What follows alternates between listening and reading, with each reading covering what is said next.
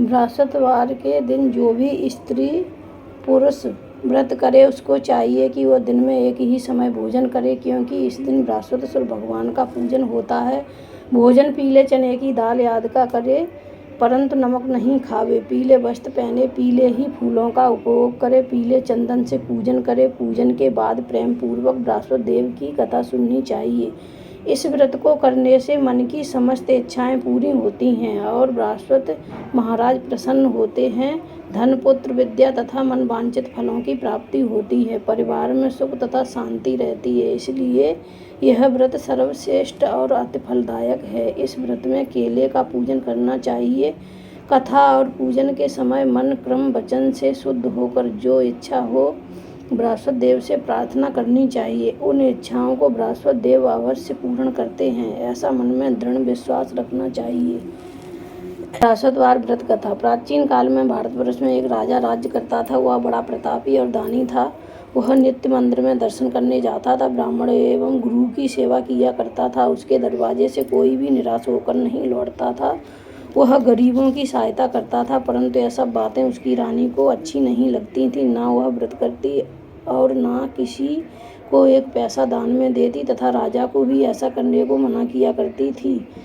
एक समय राजा शिकार खेलने वन को गए हुए थे। घर पर रानी और रानी की दासी थी। उस समय गुरु बृहस्पति देव एक साधु का रूप धारण कर राजा के दरवाजे पर भिक्षा मांगने गए तथा भिक्षा मांगी तो रानी कहने लगी, हे साधु महाराज, मैं इस दान पुण्य से तंग आ गई हूँ। मेरे से तो घर का कार्य समाप्त नहीं होता। इस कार्य के लिए तो मेरे पतिदेव ही बहुत हैं। वह आप ऐसी कृपा करें कि यह सब धन नष्ट हो जावे तथा मैं आराम से रह सकूं। साधु बोले, हे देवी, तुम बड़ी विचित्र हो। संतान और धन से कोई दुखी नहीं होता है, इसको सभी चाहते हैं। पापी भी पुत्र और धन की इच्छा करता है। आपके पास धन अधिक है तो भूखे मनुष्यों को भोजन कराओ, प्याऊ लगवाओ, ब्राह्मणों को दान दो, धर्मशाला बनवाओ, कुआं, तालाब, बावड़ी, बगीचों आदि के निर्माण कराओ, निर्धन मनुष्यों की कुंवारी कन्याओं का विवाह कराओ और अनेकों यज्ञादि धर्म करो। इस प्रकार के कर्मों से आपके कुल और आपका नाम परलोक में सार्थक हो जाएगा एवं स्वर्ग की प्राप्ति होगी। मगर वह रानी इन बातों से खुश न हुई। वह बोली, हे साधु महाराज, मुझे ऐसे धन की भी आवश्यकता नहीं है जिसको मैं और ही मनुष्यों को दान दूं तथा जिसको रखने उठाने सारा समय ही बर्बाद हो जाए। साधु ने कहा, हे देवी, तुम्हारी ऐसी इच्छा है तो ऐसा ही होगा। मैं तुम्हें बताता हूँ, वैसा ही करना। बृहस्पतिवार के दिन घर को गोबर से लीपना, अपने केशों को धोना, केशों को धोते समय स्नान करना, राजा से कहना कि वह हजामत बनवाए, भोजन में मांस मंद्रा खाना, कपड़े धोबी के यहाँ धुलने डालना। इस प्रकार 7 बृहस्पतिवार करने से तुम्हारा सब धन नष्ट हो जाएगा। ऐसा कहकर साधु महाराज वहाँ से अंतर्ध्यान हो गए। रानी ने साधु के कहे अनुसार वैसा ही किया। 3 बृहस्पतिवार ही बीते थे कि उसका समाप्त धन नष्ट हो गया और वह भोजन के लिए दोनों समय तरसने लगे, सांसारिक भोगों से दुखी रहने लगे।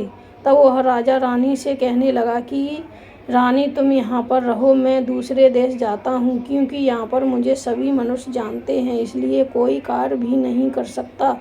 देश चोरी परदेश भीख बराबर है। ऐसा कहकर राजा परदेश चला गया। वहाँ जंगल जाता और लकड़ी काट कर लाता तथा शहर में बेचता। इस तरह जीवन व्यतीत करने लगा। इधर राजा के घर रानी और दासी दुखी रहने लगी। किसी दिन भोजन मिल जाता और किसी दिन जल पीकर ही रह जाती। एक समय रानी और दासी को 7 रोज बिना भोजन के व्यतीत हो गए तो रानी ने अपनी दासी से कहा, हे दासी, यहाँ पास ही के नगर में मेरी बहन रहती है। वह बड़ी धनवान है। तू उसके पास जा, वहाँ से 5 शेर बेजर मांग ला, कुछ समय के लिए गुजर हो जाएगी। इस प्रकार रानी की आज्ञा मानकर दासी उसकी बहन के पास गई। रानी की बहन उस समय पूजन कर रही थी, क्योंकि उस रोज बृहस्पतिवार था। जब दासी ने रानी की बहन को देखा और उससे बोली, हे रानी, मुझे तुम्हारी बहन ने भेजा है, मेरे लिए 5 शेर बेजर दे दो। इस प्रकार दासी ने अनेक बार कहा, परंतु रानी ने कुछ उत्तर नहीं दिया, क्योंकि वह उस समय बृहस्पतिवार की व्रत कथा सुन रही थी। इस प्रकार जब दासी को किसी प्रकार का उत्तर नहीं मिला तो वह बहुत दुखी हुई एवं क्रोध भी आया, परंतु वह बिना कुछ कहे लौटकर अपनी रानी के पास आकर बोली, हे रानी, तुम्हारी बहन तो बहुत ही घमंडी है, वह छोटे लोगों से बात भी नहीं करती, इसलिए उसने मेरी बात का कोई उत्तर नहीं दिया। मैं वापस चली आई। रानी बोली, हे दासी, इसमें उसका कोई दोष नहीं है। जब बुरे दिन आते हैं तब कोई सहारा नहीं देता, अच्छे बुरे का आपत्ति काल में ही पता लगता है। अब जो ईश्वर की इच्छा होगी वही होगा, यह हमारे भाग्य का दोष है। इधर उस रानी ने देखा कि मेरी बहन की दासी आई थी, परंतु मैं उससे नहीं बोली, इससे वह बहुत दुखी हुई हो। सोच कथा को सुन और विष्णु भगवान का पूजन समाप्त कर वह रानी बहन के घर गई और अपनी बहन से कहने लगी, हे बहन, मैं बृहस्पतिवार का व्रत कर रही थी, तुम्हारी दासी गई, परंतु जब तक कथा होती है तब तक ना उठते हैं ना बोलते हैं, इसलिए मैं नहीं बोली। कहो दासी क्यों गई थी? रानी बोली, बहन, हमारे अनाज नहीं था। वैसे तुमसे कोई बात छिपी नहीं है, इस कारण मैंने दासी को तुम्हारे पास 5 सेर बेजर लेने के लिए भेजा था। रानी बोली, बहन, बृहस्पति भगवान सभी की मनोकामना पूर्ण करते हैं, देखो शायद तुम्हारे घर में अनाज रखा हो। इस प्रकार के वचन जब रानी ने सुने तो घर के अंदर गई, वहाँ उसे एक घड़ा बेजर का भरा मिल गया। तब वह रानी और दासी बहुत खुशी हुई और दासी कहने लगी, हे रानी, देखो, वैसे हमको जब भोजन नहीं मिलता तो हम रोज ही व्रत करते हैं, अगर इनसे बृहस्पतिवार के व्रत की विधि और कथा पूछ ली जाए तो इसे हम भी किया करेंगे। तो उस रानी ने अपनी बहन से पूछा, हे बहन, बृहस्पतिवार के व्रत की कथा कैसे है तथा यह व्रत कैसे करना चाहिए? रानी की बहन ने कहा, बृहस्पतिवार के व्रत में चने की दाल मुनक्का से विष्णु भगवान का केले की जड़ में पूजन करे तथा दीपक जलावे, पीले भोजन करे तथा कहानी सुने, इससे बृहस्पति भगवान प्रसन्न होकर अन्न पुत्र धन देते हैं। इस प्रकार रानी और दासी दोनों ने निश्चय किया कि बृहस्पति देव भगवान का पूजन जरूर करेंगे। 7 दिन बाद जब बृहस्पतिवार आया तो उन्होंने व्रत रखा। घुड़सवार में जाकर चना गुड़ बीन लाई तथा उसकी दाल से केले की जड़ का विष्णु भगवान का पूजन किया। अब भोजन पीला कहाँ से आए? बेचारी बड़ी दुखी हुई, परंतु उन्होंने व्रत किया था, इस कारण गुरु भगवान प्रसन्न थे। 2 थालों में सुंदर पीला भोजन लेकर आए और दासी को देखकर बोले, हे दासी, तुम्हारे और रानी के लिए है, तुम दोनों खा लेना। दासी भोजन पाकर बड़ी प्रसन्न हुई और रानी से बोली, चलो रानी जी, भोजन कर लो। रानी को इस विषय में कुछ पता नहीं था, इसलिए वह दासी से बोली, तू ही भोजन कर, क्योंकि तू हमारे व्रत में हंसी उड़ाती है। दासी ने कहा, एक महात्मा हम दोनों को 2 थाली में भोजन दे गया है, इसलिए हम और तुम दोनों साथ साथ भोजन करेंगी। इस प्रकार रानी और दासी दोनों ने गुरु भगवान को नमस्कार कर भोजन प्रारंभ किया तथा अब वह प्रत्येक बृहस्पतिवार को गुरु भगवान का व्रत और विष्णु भगवान का पूजन करने लगी। बृहस्पति भगवान की कृपा से फिर रानी और दासी के पास धन हो गया। रानी फिर उसी प्रकार आलस्य करने लगी। तब दासी बोली, रानी, तुम पहले इस प्रकार आलस करती थी, तुम्हें धन के रखने में कष्ट होता था, इस कारण सभी धन नष्ट हो गया। अब गुरु भगवान की कृपा से धन मिला है, फिर तुम्हें आलस होता है। बड़ी मुसीबतों के बाद हमने यह धन पाया है, इसलिए हमें दान पुण्य करना चाहिए तथा भूखे मनुष्यों को भोजन करवाओ, प्याऊ लगवाओ, ब्राह्मणों को दान दो, कुआं, तालाब, बावड़ी याद का निर्माण कराओ, मंदिर पाठशाला बनवाकर दान दो, कुंवारी कन्या का विवाह करवाओ, धन को शुभ कर्मों में खर्च करो, जिससे तुम्हारे कुल का यश बढ़े तथा सुरक्षा की प्राप्ति हो। तब रानी ने इसी प्रकार कार्यक्रम करने प्रारंभ किए तो उनका यश फैलने लगा। एक दिन रानी और दासी विचार करने लगीं, न जाने राजा किस प्रकार से होंगे, उनकी कोई खबर नहीं। उन्होंने गुरु भगवान से प्रार्थना की। भगवान ने रात्रि में राजा को सपने में कहा, हे राजा, उठ, तेरी रानी तुझको याद करती है, अपने देश को चलो। राजा प्रातःकाल उठा और विचार करने, स्त्री जात खाने और पहनने की संगिनी होती है, परंतु भगवान की आज्ञा मानकर वह अपने नगर के लिए चलने को तैयार हुआ। इससे पूर्वक जब राजा परदेश चला गया तो परदेश में दुखी रहने लगा। प्रतिदिन जंगल से लकड़ी बीन कर लाता और उन्हें शहर में बेचकर अपने दुखी जीवन बड़ी कठिनता से व्यतीत करता था। एक दिन राजा दुखी होकर अपनी पुरानी बातों को याद करके रोने, तब उस जंगल में से बृहस्पति देव साधु का रूप धारण कर आए और राजा के पास आकर बोले, हे लकड़हारे, तुम इस सुनसान जंगल में किस चिंता में बैठे हो, मुझको बतलाओ।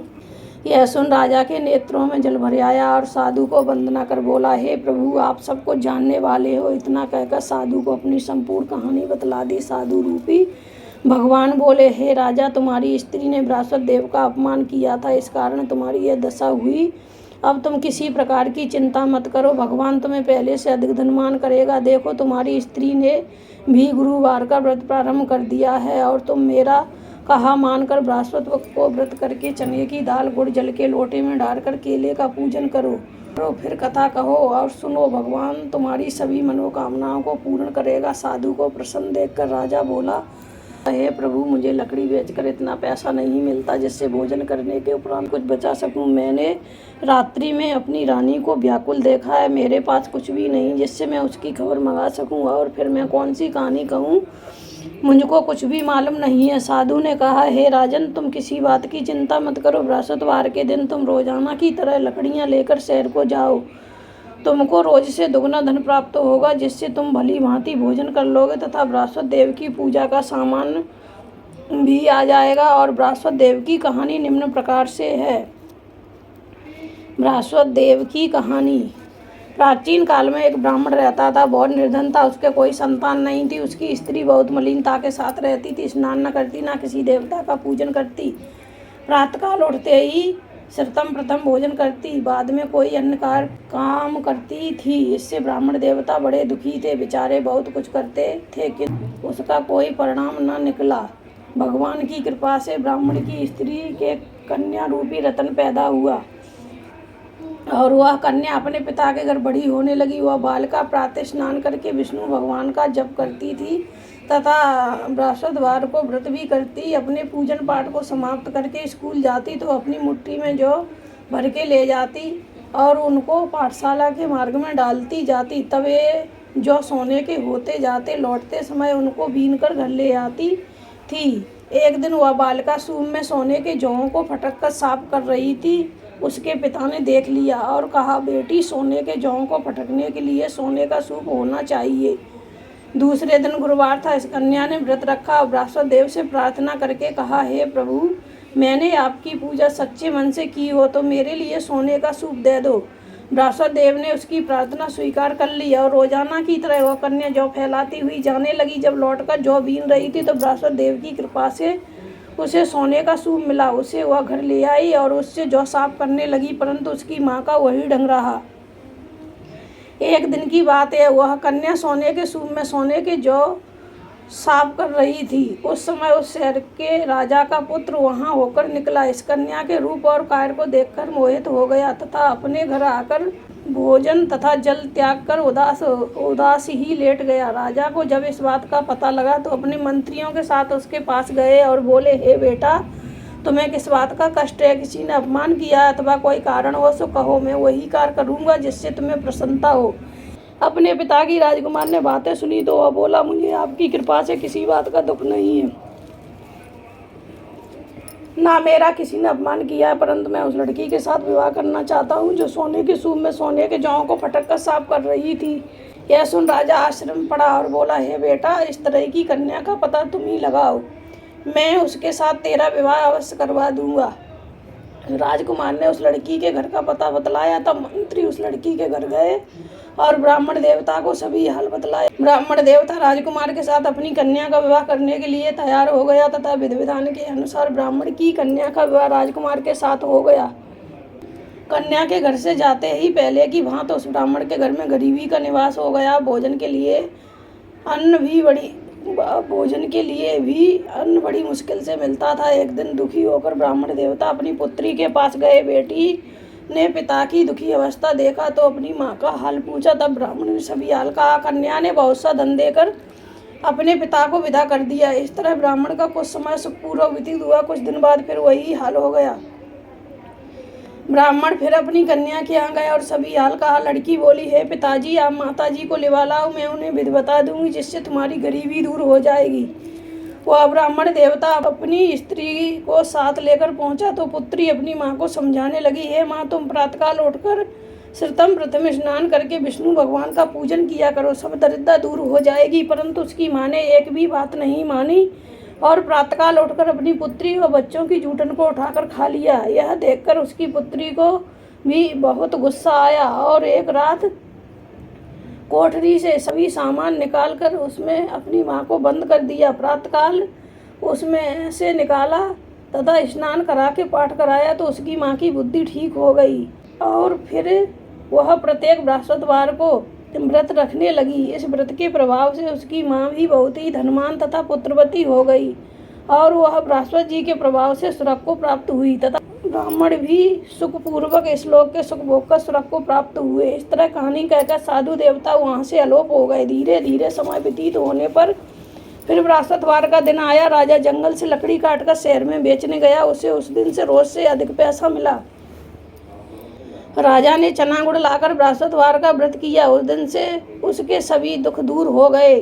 परंतु जब दोबारा गुरुवार का दिन आया तो बृहस्पतिवार का व्रत करना भूल गया। इस कारण बृहस्पति भगवान नाराज हो गए। इस दिन उस नगर के राजा ने विशाल यज्ञ का आयोजन किया तथा शहर में यह घोषणा करा दी कि कोई भी मनुष्य अपने घर भोजन न बनाए, न आग जलाए। समाप्त जनता मेरे यहाँ भोजन करने आए।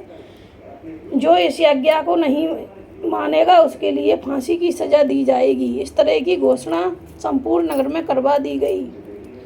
राजा की आज्ञा अनुसार शहर के सभी लोग भोजन करने आए, लेकिन लकड़हारा कुछ देर से पहुंचा, इसलिए राजा उसको अपने साथ लिवा ले गए। जब वह उसे घर पर भोजन करा रहे थे तो रानी की दृष्टि उस कुटी पर पड़ी जिस पर उसका हार लटका हुआ था।